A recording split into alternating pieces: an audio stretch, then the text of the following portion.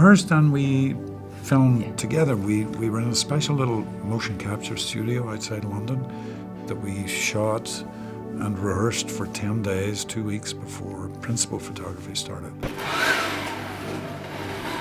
Move down. Into the monster.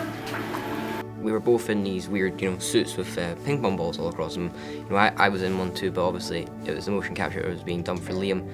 You were usually acting towards like a small doll, and I would be off camera, but it was extremely helpful, I think, doing that, having that whole experience to actually do the scenes with the actual actor who's playing the monster rather than, and then take that onto set. There was once an invisible man who had grown tired of being unseen. It wasn't that he was actually invisible. People had become used to not seeing him. Because the monster is 40 feet high, we had to get the perspective right. So there were, on the motion capture space, there was like a little house.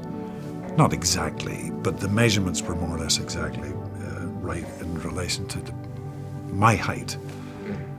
A lot of times I was acting to a little doll that size, but Lewis was off camera, emoting all the time, going through these extraordinary emotions, and I'm acting with this doll,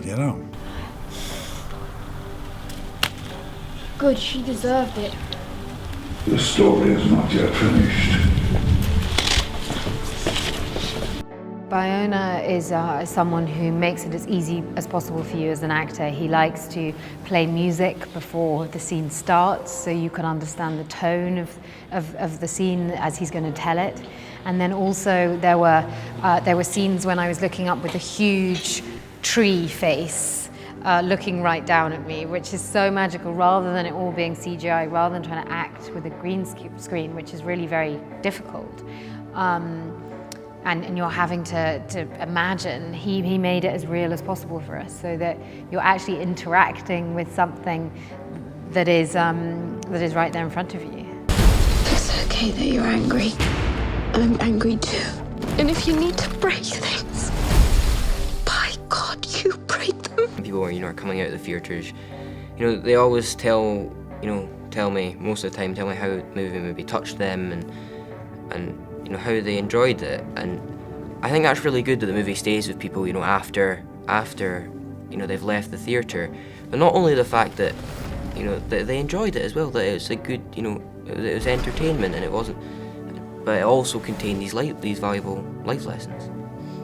It's a very emotional film, and as Lewis said, thoroughly entertaining. I thought it was terrific when I saw it. Come on,